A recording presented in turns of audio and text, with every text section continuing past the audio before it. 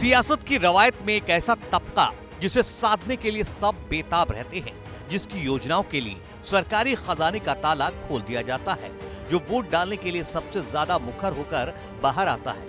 उस दलित vote bank ने लगता है यूपी में अपना मसीहा बदल लिया है। ऐसा इसलिए कह रहे हैं क्योंकि हाल में हुए घोसी उपचुनाव और पिछले एक साल में हुए 3 उपचुनावों से कुछ ऐसे ही संकेत मिल रहे हैं। घोसी उपचुनाव में मिली करारी हार से बीजेपी को जबरदस्त झटका लगा है।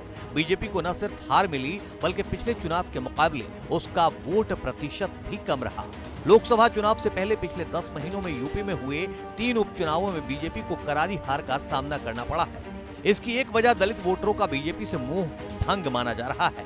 घोसी, खतौली और मैनपुरी उपचुनाव में हुई बीजेपी की हार को हल्के में नहीं लिया जा सकता है। इन तीनों चुनावों से बसपा सुप्रीमो मायावती ने दूरी बनाए रखी थी। ऐसे में बसपा के वोट बैंक का फायदा सत्ताधारी पार्टी नहीं उठा सकी और दलितों को लुभा नहीं पाए।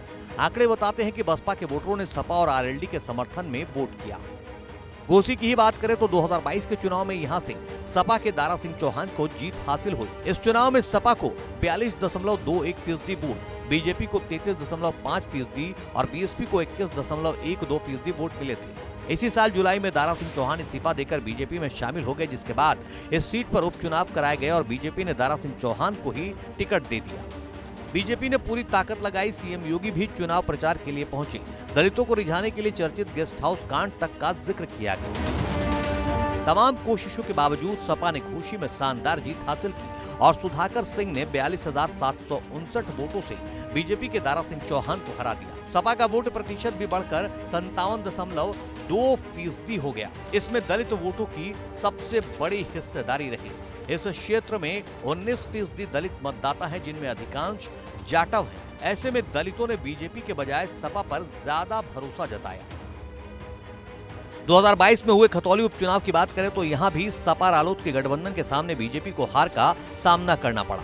ये सीट पहले बीजेपी के खाते में थी, जिस पर विक्रम सिंह सैनी ने 45.34% वोट के साथ जीत हासिल की थी। तब रालोद को 38% वोट और बसपा को 14.15% वोट मिली।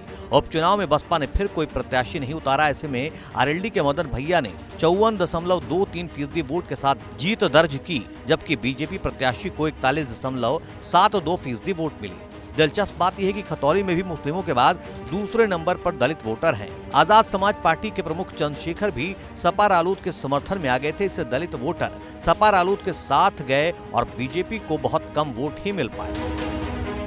मैनपुरी लोकसभा उपचुनाव में भी दलितों ने सपा का साथ दिया। ये सीट सपा संरक्षक मुलायम सिंह यादव के निधन के बाद खाली हुई थी, जिस पर सपा ने डिंपल यादव को मैदान में उतारा और बीजेपी ने रघुराज शाक्य को टिकट दिया।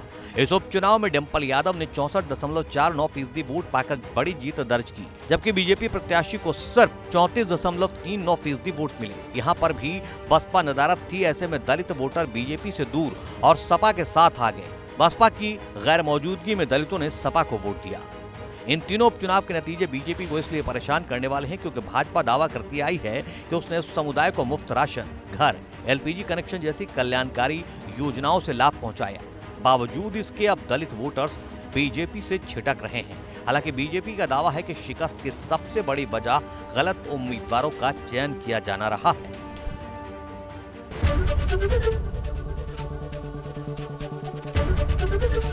एबीपी गंगा, खबर आपकी, जुबान आपकी।